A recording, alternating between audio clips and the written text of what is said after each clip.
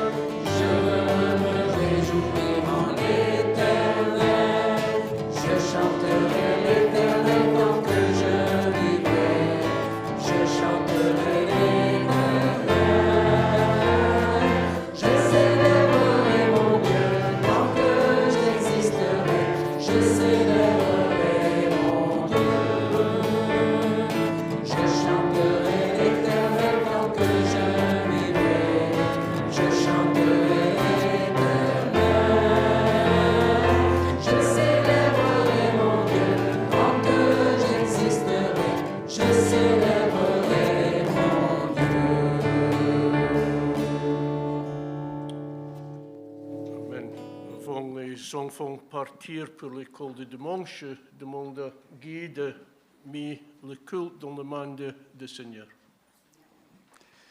Oui, notre Dieu, nous voulons nous réjouir parce que c'est vrai, nous sommes dans ta maison.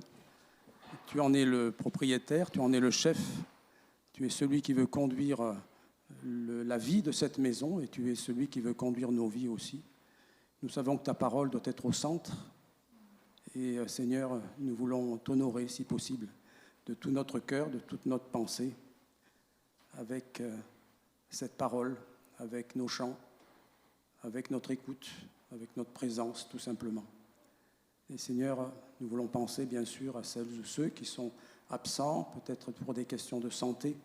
En particulier, Seigneur, merci d'être auprès de chacun. Et Seigneur, veuille bénir aussi tous les enfants dans ce qu'ils ont encore à découvrir dans leur vie. Seigneur, aujourd'hui est encore un jour spécial pour eux.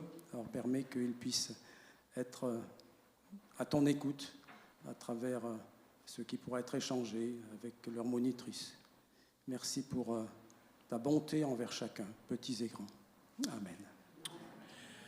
Maintenant, les enfants qui sont plus de 5 ans partis avec Cécile. C'est un temps biblique. Nous aussi, nous sommes dans la période de vacances. C'est un peu plus léger aujourd'hui avec quelques jeux de société aussi. So if you have children who are over 5 years old, you're welcome to join Cécile. She speaks English very well. I don't know about Dutch, but she speaks English. So your children are welcome to go with Cécile for a moment with the children. Nous continuerons notre louange avec le Seigneur. Jésus, nous te couronnons.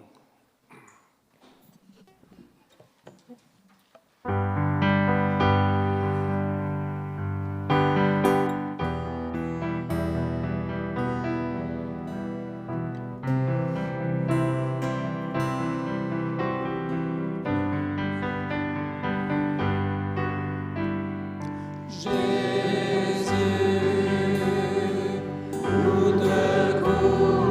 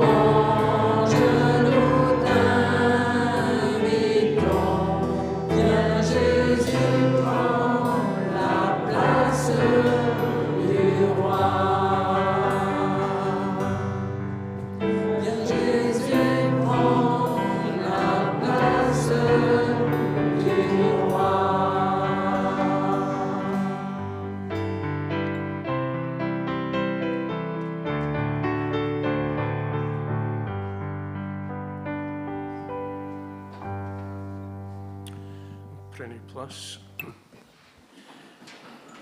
Maintenant, nous avons un moment de prière libre. Chacun se libre d'exprimer leur louange et leur adoration vers le Seigneur. We now have a moment of open prayer, and please feel free to pray in your own language. The Lord is gathering his people from every nation, so he knows each of the languages, and feel free to speak to him in your own language. Prions. Merci Seigneur encore pour ce moment où nous sommes ensemble dans ta maison, de laisser les choses qui occupent nos vies tous les jours, de les apporter, et passer dans ta présence pour passer un moment ensemble avec nos frères et sœurs en tranquillité. Merci Seigneur. Amen.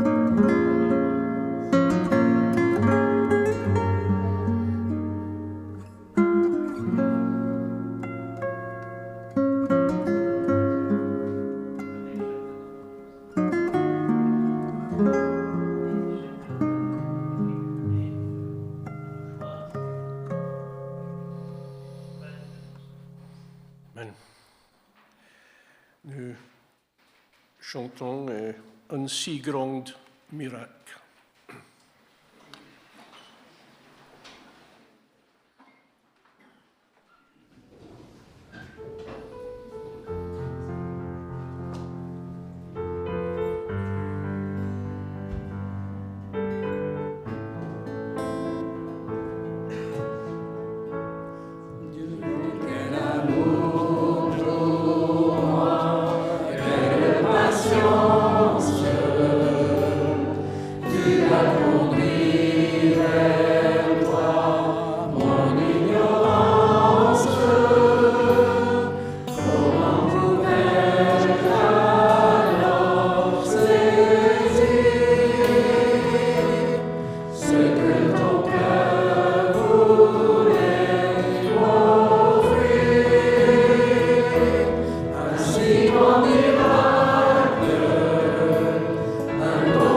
Précieux.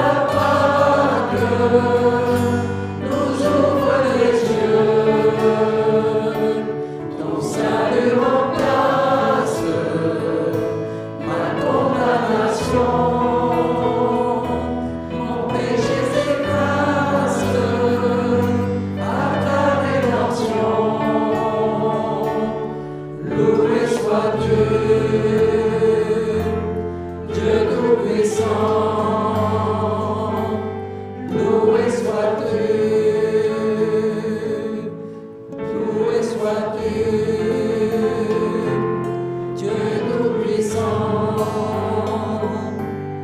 loué sois-tu.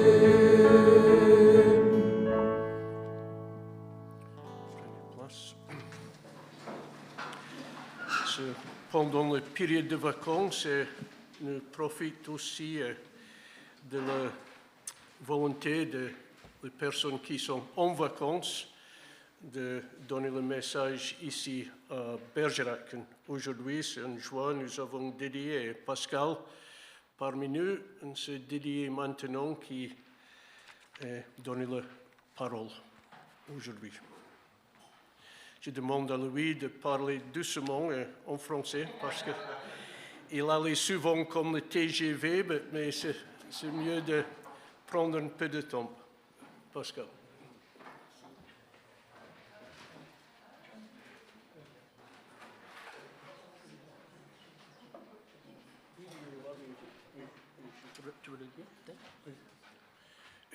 Aujourd'hui, il nous manque le QR code parce que la personne qui fait le QR code, elle est en vacances en Pays-Bas.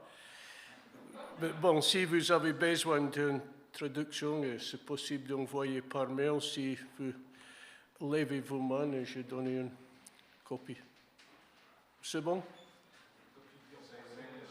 Très bien. Okay. Oh, sorry. Right. If you need a translation, if you let me know, there's some of us have it in English on our phone. We can send you the email so you can follow. But if everybody's got a copy, that's good. Okay, Didier. Goodbye. Good morning. I don't speak very good English. Ah, merci. Merci. Nous pouvons commencer à nous confier au Seigneur pour qu'il nous aide à ouvrir nos oreilles, à recevoir ce qu'il veut nous dire.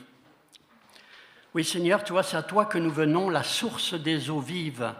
Nous venons à toi, Seigneur Jésus, parce que tu es puissant pour nous abreuver, pour nous nourrir et pour réveiller la pure intelligence spirituelle que tu nous as donnée par grâce avec ton esprit pour que nous puissions recevoir tes pensées et être grandir dans la foi, être affermis pour devenir ces soldats, ces bons soldats, porteurs de paix, porteurs d'amour, au milieu d'un monde qui reste dans les ténèbres malgré les apparences, mais que tu nous donnes d'être ces lumières. Et merci Seigneur Jésus, parce que malgré la force de ce monde, eh bien, nous sommes protégés par toi et ton esprit continue sur la face de la terre à toucher des âmes et à prendre soin de tous les enfants de Dieu. Et ça, c'est quelque chose d'extraordinaire, de merveilleux. Nous nous confions à toi pour ce moment, pour que tu nous aides à recevoir ce que tu as à nous dire. Merci Seigneur. Amen.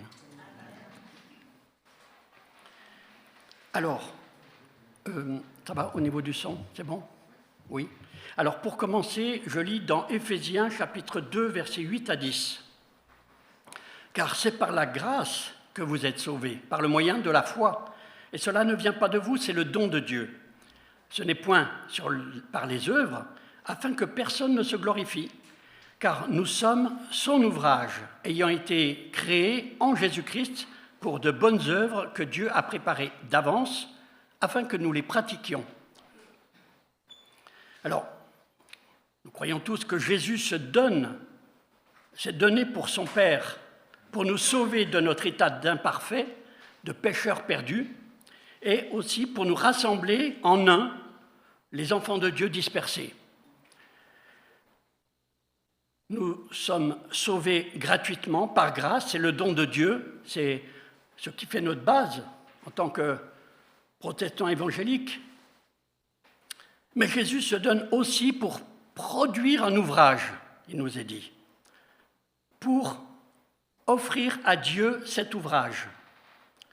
Cet ouvrage, c'est l'Église, c'est l'épouse que le Père pourra remettre à son Fils. Mais cet ouvrage, ce n'est pas que le résultat final auquel il va parvenir, si je puis dire. Cet ouvrage, c'est aussi et d'abord cette mise en action de ceux qui sont sauvés par lui, parce que cela plaît à Dieu, pour qu'ils participent activement à la construction de l'édifice dont Jésus est le fondement et aussi la tête. Jésus donc s'est donné pour Dieu, son Père, pour accomplir par nous les bonnes œuvres que Dieu souhaite, désire, demande. Mais ces bonnes œuvres, Dieu les a préparées à l'avance pour que nous les pratiquions, des bonnes œuvres à pratiquer, pas simplement avec Jésus, mais par Jésus-Christ. Nous sommes créés en Christ, tous unis maintenant par un même esprit, le Père, le Fils, l'épouse, unis par l'Esprit de Dieu. Dans ce nouvel état, nous sommes appelés à vivre non plus pour nous, mais pour celui qui pour nous est mort et est aussi ressuscité. Nous sommes son ouvrage pour accomplir les bonnes œuvres de Dieu, c'est-à-dire les œuvres qu'il a préparées à l'avance et qu'il veut que nous accomplissions. Dieu veut réaliser ses œuvres par nous, par nos bras, nos jambes, par notre petite tête, et ceci, Dieu l'a rendu possible en nous donnant un nouveau cœur, une nouvelle énergie, grâce à son amour qu'il verse dans nos cœurs par son esprit. Nous sommes appelés à pratiquer ces bonnes œuvres, c'est lui qui rend la chose possible. C'est son ouvrage, le sien, et pas le nôtre, mais bien le sien. Nous sommes son ouvrage. Ce sont les bonnes œuvres qu'il a préparées à l'avance pour que nous y marchions. Il n'y a donc pas de quoi se glorifier. Il y a à écouter Dieu, à croire aussi à cela et à réaliser dans la pratique ces bonnes œuvres qu'il a préparées par Dieu. Si nous croyons cela, eh bien, laissons Dieu nous faire pratiquer, nous faire réaliser ces bonnes œuvres à lui. Laissons-le nous mettre en action, nous mettre en mouvement.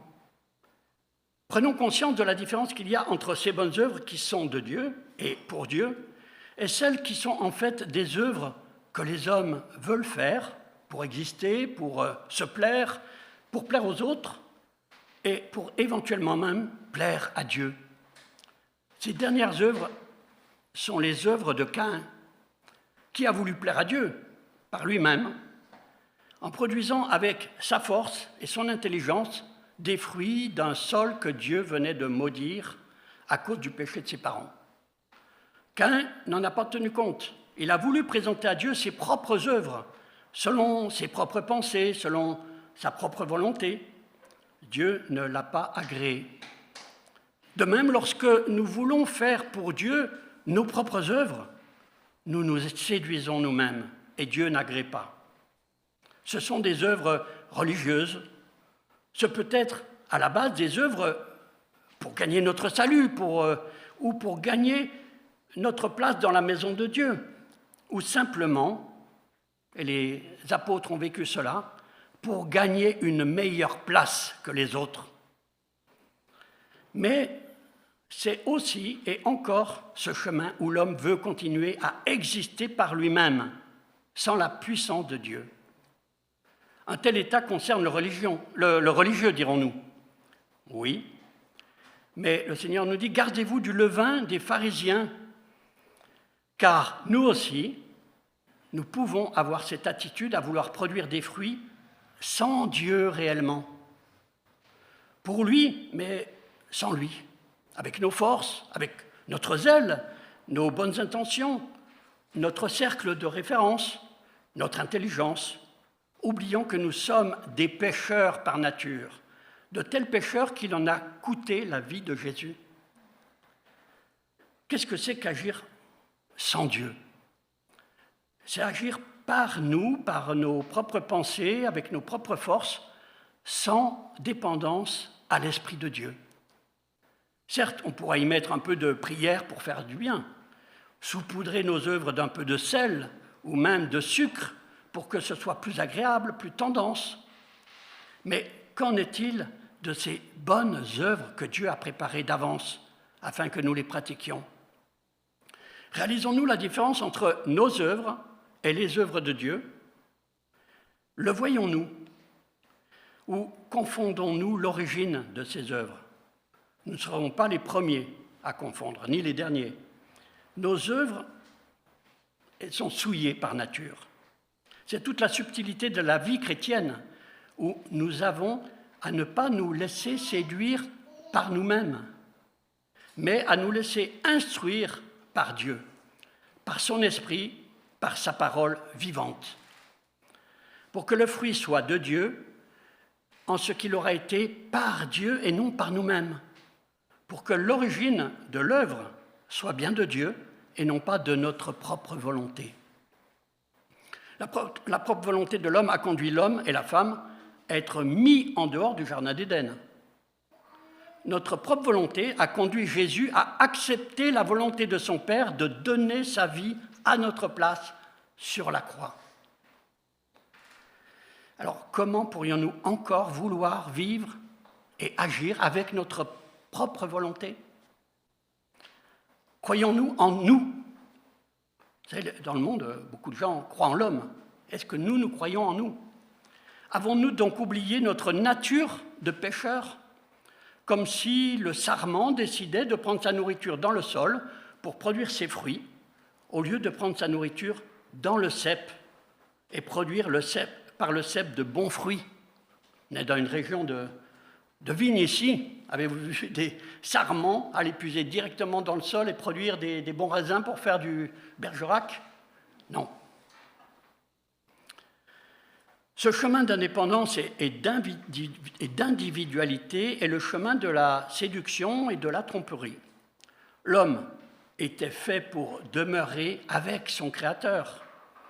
Ayant été rachetés par Jésus, nous avons cet avantage de pouvoir garder le contact avec Dieu ou de le négliger, de vivre de Dieu ou de vivre de nous, de vivre pour Dieu ou de vivre pour nous.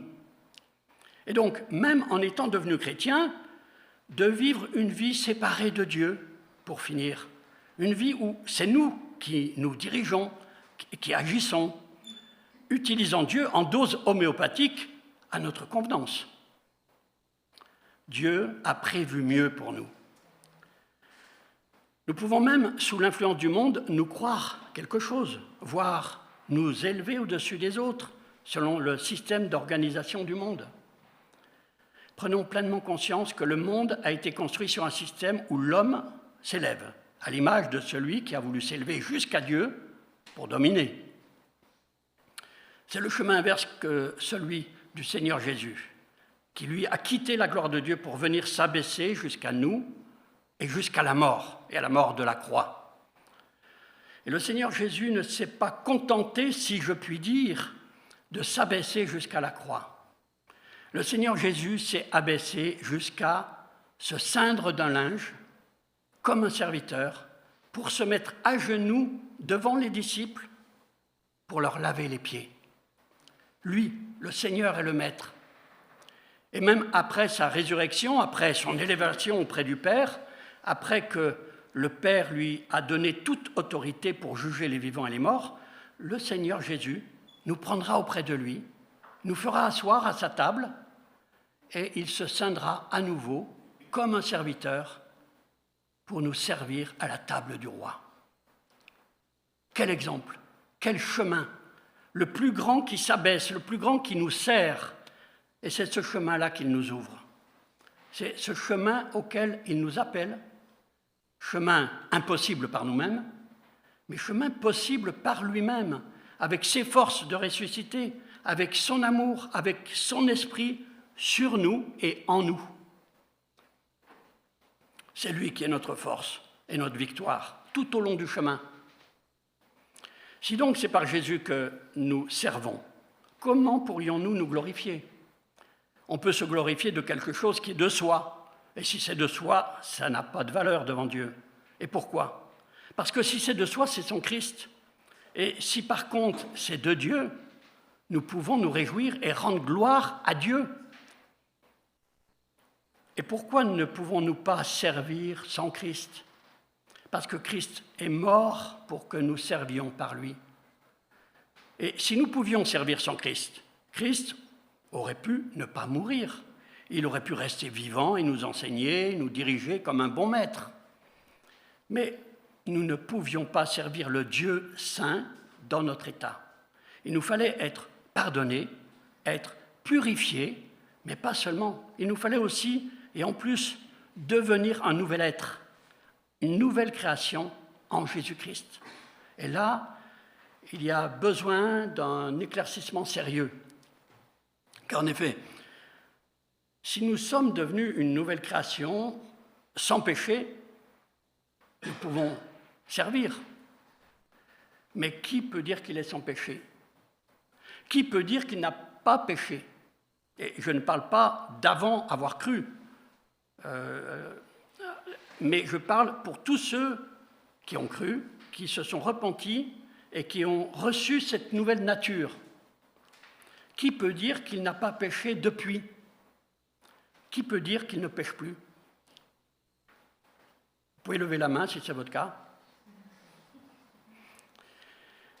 Dans la première épître de Jean, chapitre 1er, verset 10, Jean nous dit « Si nous disons que nous n'avons pas péché, nous le faisons menteur, et sa parole n'est point en nous. » Dieu aurait pu décider qu'en nous sauvant par Jésus-Christ, il nous rende saints et parfaits tout de suite. Ce n'est pas ce qu'il a décidé pour tout de suite. Cela est toutefois bien réalisé par l'œuvre de Jésus-Christ, à la croix. Mais nous en verrons l'accomplissement total que lorsque Jésus-Christ nous fera entrer dans la maison du Père. Là, il n'y aura plus de péché. Là, nous serons totalement libérés, saints, parfaits, sans péché. Dans l'intervalle, et entre ici maintenant et ce moment glorieux de la délivrance totale, nous avons un chemin à parcourir. Il nous faut réaliser que pour ce chemin, Dieu, qui nous a donné un nouveau cœur et scellé de son esprit, permet, tolère que nous cohabitions avec notre nature de pécheur. Et ça, c'est un sujet de tristesse pour nous. Ça vous parle? À moi aussi. Mais il faut comprendre pourquoi Dieu l'a voulu ainsi. Dieu aurait pu, le jour de notre nouvelle naissance, nous délivrer totalement de notre ancienne nature pécheresse. Ce serait super. Plus de mauvaises actions, plus de mauvaises pensées même, le bonheur, le nirvana. C'est ce que Dieu fera pour nous lorsqu'il nous introduira dans sa présence, pour que nous soyons rendus compatibles avec lui et que nous ne brûlions pas sur place dans sa présence, pour que Dieu puisse être tout et en tous. Mais pour le temps de la terre, Dieu a prévu un temps de marche, un temps d'épreuve, de lutte, de combat. Notre vie ne s'arrête pas à notre conversion. La vie chrétienne ne s'arrête pas à la croix. Elle commence là.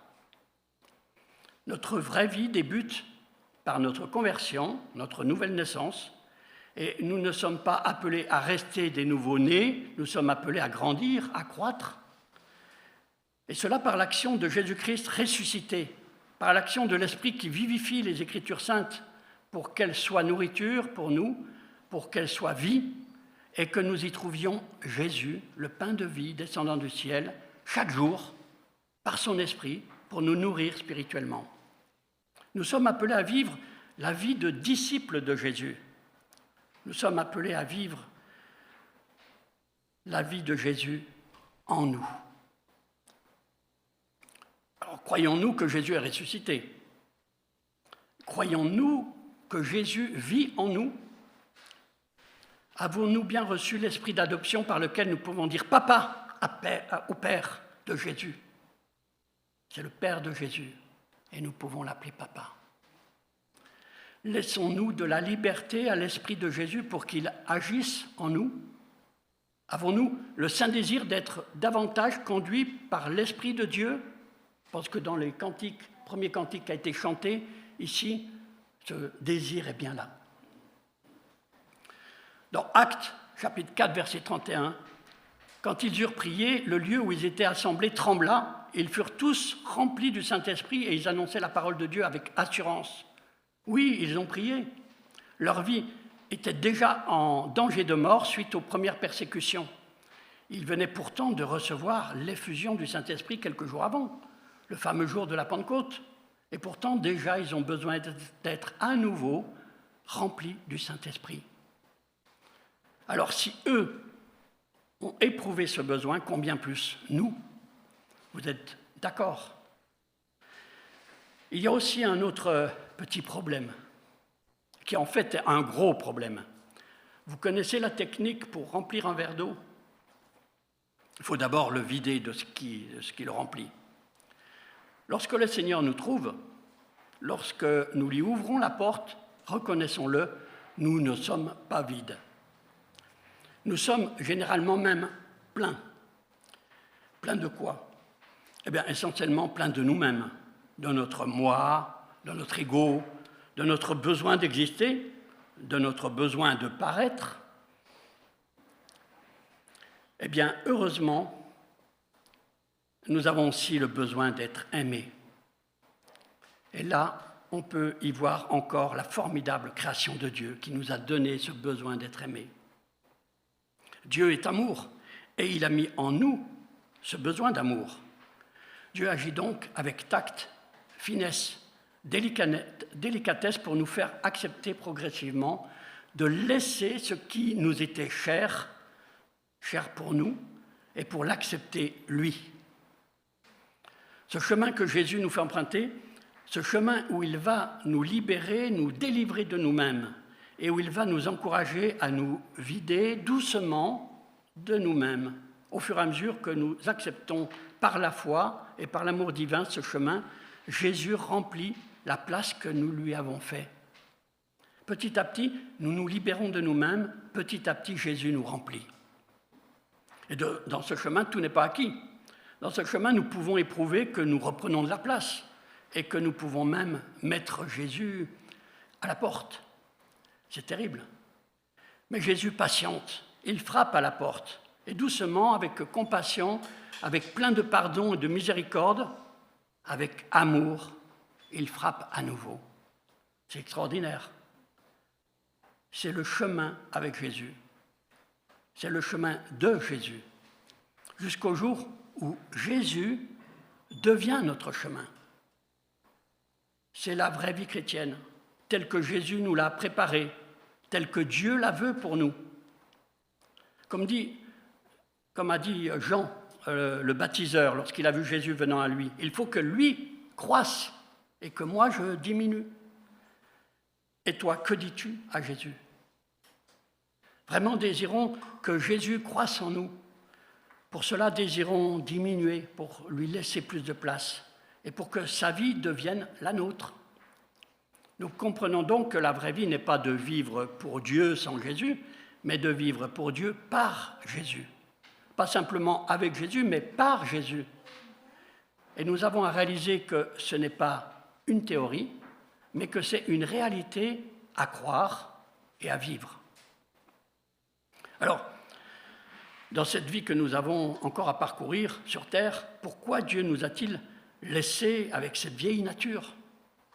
Eh bien, certainement, c'est pour nous apprendre à ne pas nous confier en nous, pour apprendre à ne plus compter sur nous-mêmes, même avec de nouveaux habits de chrétiens, mais pour que nous nous rappelions, comme dit l'apôtre Paul, qu'il n'y a rien de bon en nous.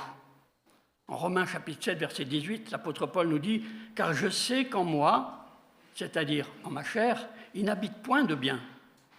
Car le vouloir est avec moi, mais accomplir le bien, cela je ne le trouve pas. » Ou encore dans Romains chapitre 7, verset 24, « Misérable homme que je suis, qui me délivrera de ce corps de mort ?»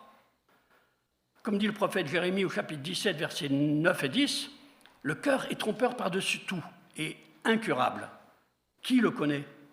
Moi, l'Éternel, je sonde le cœur, j'éprouve les reins. » Et au verset 5, Ainsi parle l'Éternel, maudit soit l'homme qui se confie en l'homme et qui prend la chair pour son appui. Dans Philippiens, chapitre 3, versets 7 et 8, je rappelle que Paul était un grand érudit enseigné par le grand maître de l'époque, Gamaliel, et Paul nous dit, après sa conversion, bien sûr, « Mais les choses qui m'étaient un gain, je les ai regardées comme une perte à cause de Christ.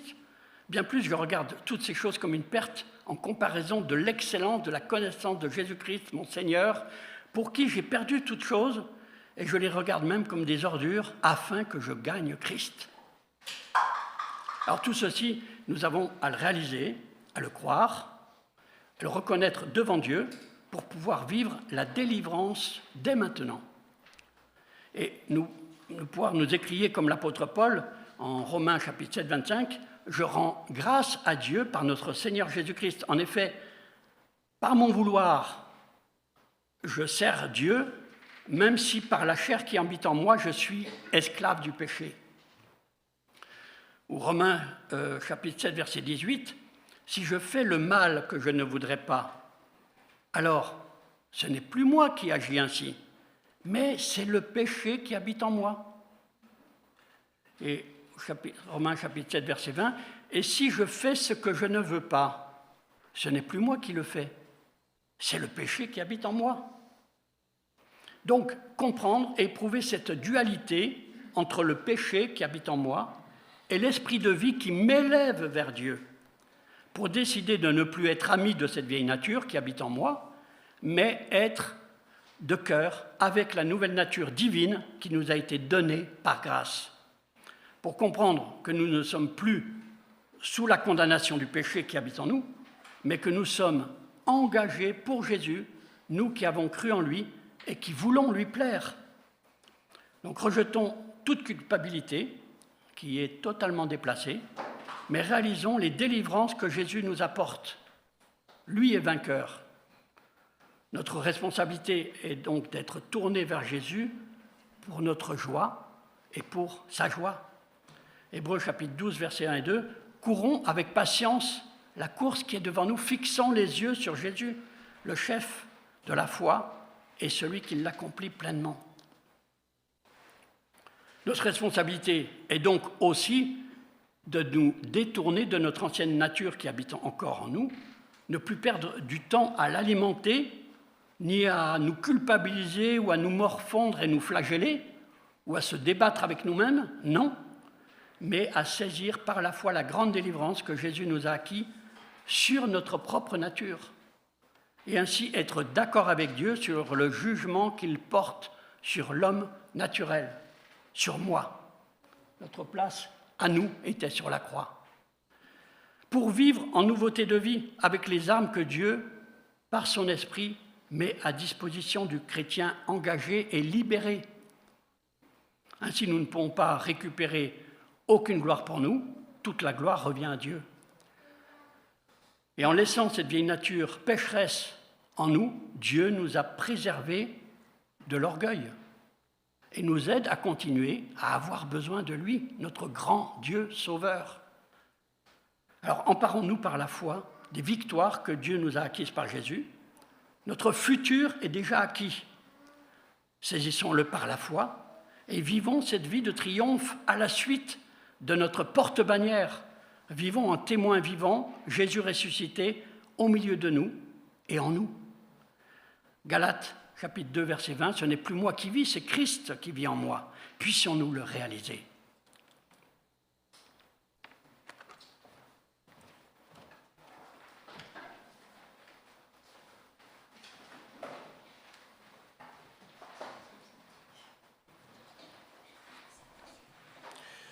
Merci Didier pour ce message. Je pense que c'est un bon message de prendre avec nous cette semaine toutes les œuvres qui nous faites dans notre vie, c'est pas par moi, mais par Christ en moi. Avant de laisser la place à Joël de faire la présentation de la Sainte Seine, nous chantons Ta bienveillance.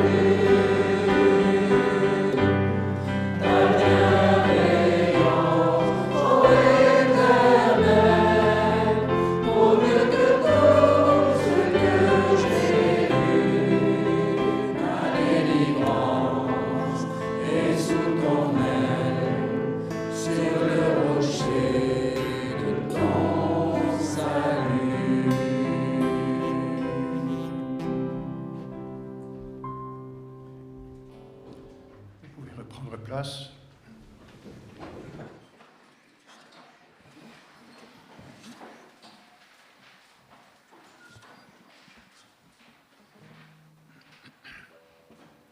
Voilà, nous voulons maintenant vivre ensemble ce temps de la Seine en toute simplicité, mais dans une pleine conscience de ce que ce signe représente pour nous aujourd'hui encore, et dans une pleine reconnaissance devant le Seigneur pour ce que cela signifie.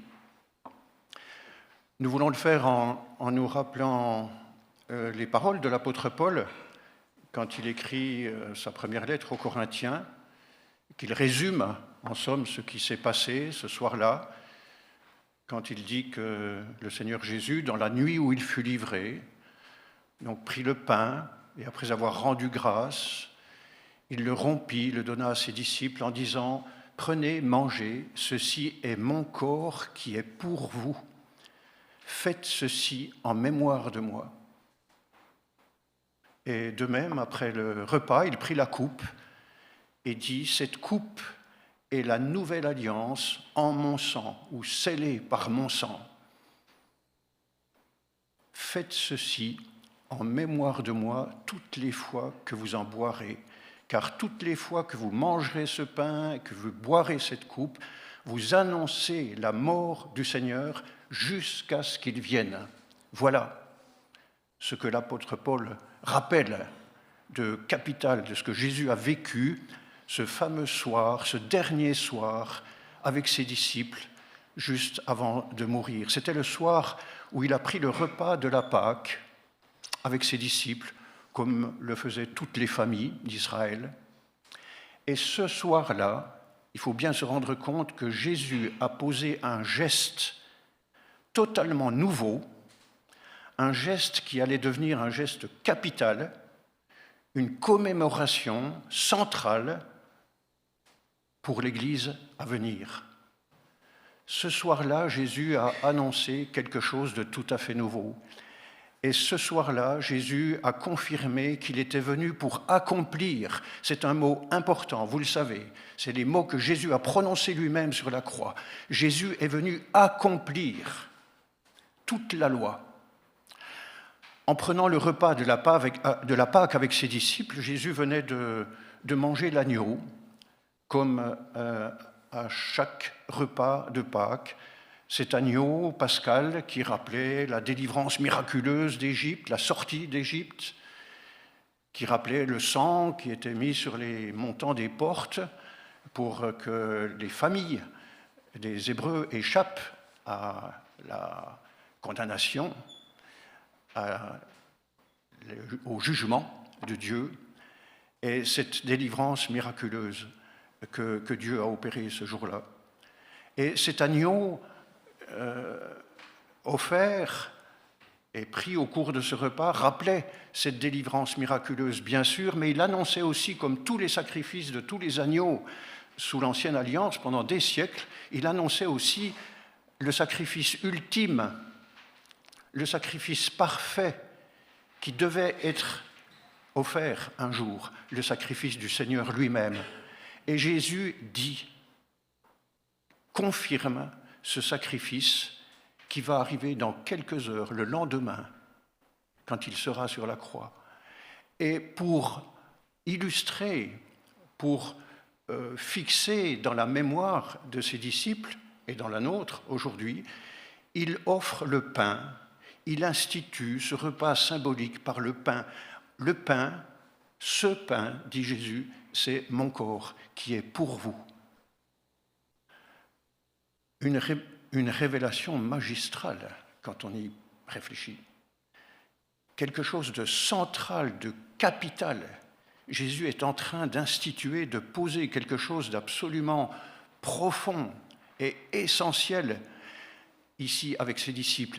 Et remarquez qu'il le fait dans la plus grande simplicité, dans le plus grand dénuement, on pourrait dire, dans la plus grande sobriété. Franchement, je trouve que c'est remarquable.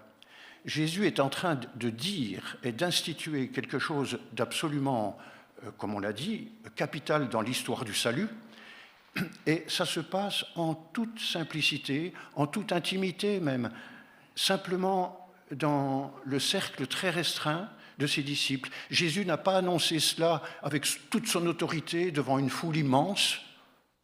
Non, il le fait avec ses amis, dans l'ordinaire d'un repas. Quelle leçon aussi pour nous. Ça veut dire que Jésus, à partir de là, annonce, dit, affirme qu'il ne s'agit plus d'annoncer un sacrifice à venir, mais de proclamer un sacrifice accompli, réalisé pour nous. Et ça, il le fait, encore une fois, en toute simplicité, avec ses disciples. Ça veut dire que nous, ici, aujourd'hui, mes amis, dans notre toute petite communauté, dans notre modeste rassemblement ce matin, nous pouvons aussi vivre ces instants que Jésus a institués dans la conscience de l'immensité de ce geste, dans la conscience de la profondeur de ce que nous proclamons en prenant ces éléments. Donc nous pouvons le faire maintenant. Et tous ceux qui veulent proclamer leur reconnaissance au Seigneur pour ce sacrifice offert pour nous à notre place peuvent se lever et nous distribuerons les éléments. Je demanderai à Guy, à Stan et à Joseph de bien vouloir s'approcher pour faire le service. Nous distribuerons donc le pain et ensuite les petites coupes. Au milieu des plats, il y a du jus de raisin, pour ceux qui préfèrent. Nous nous attendrons les uns les autres et nous prendrons ensemble les éléments qui commémorent ce que le Seigneur a fait pour nous. Vous pouvez vous lever.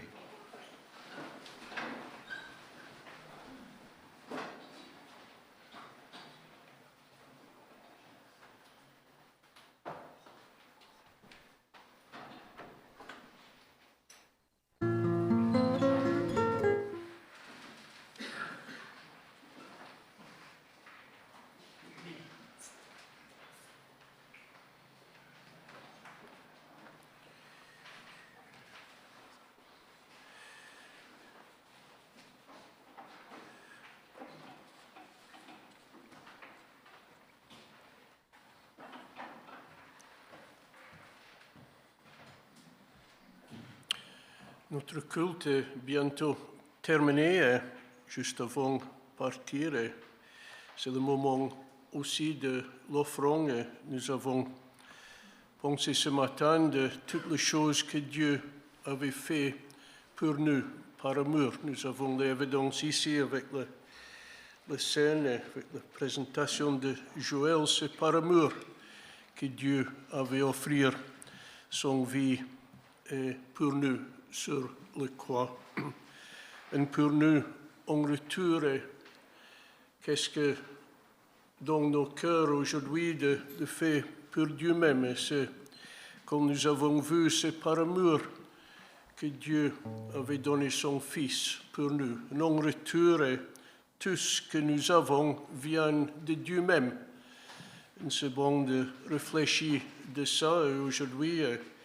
Qu'est-ce que nous faisons avec nos temps, nos énergies, nos compétences pour lui, et nous aussi, avec l'argent. Il y a une boîte derrière l'église, et si vous avez un cœur d'aider l'église ici, avec de l'argent pour maintenir le témoignage pour Dieu dans cette ville de Bergerac.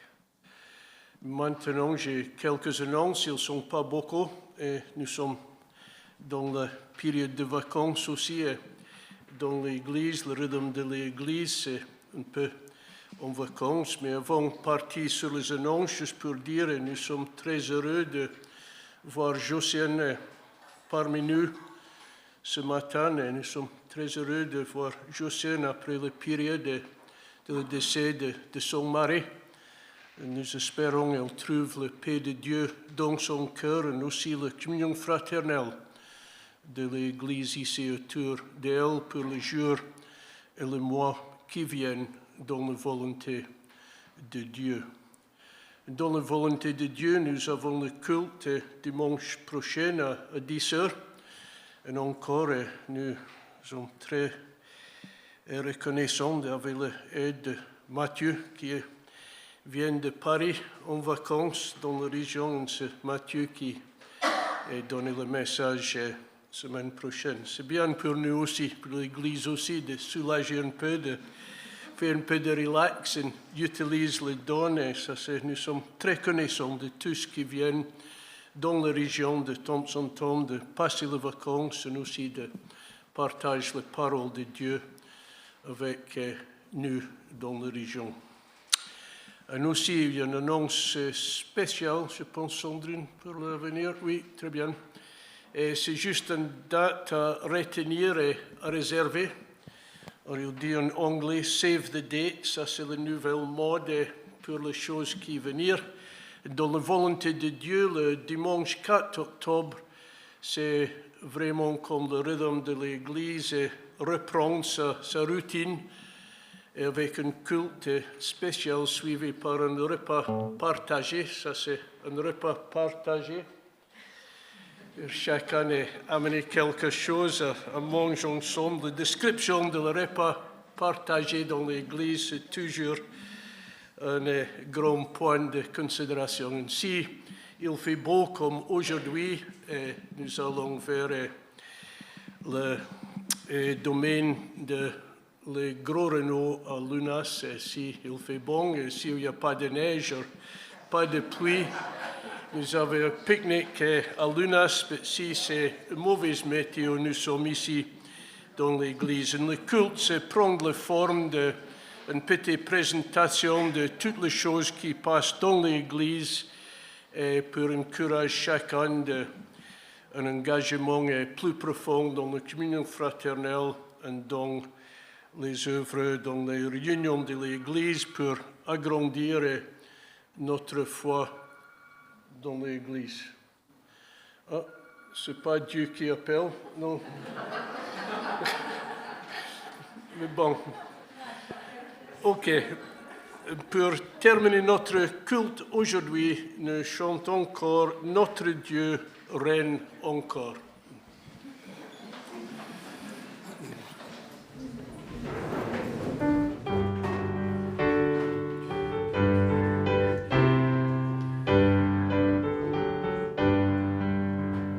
Notre Dieu règne encore.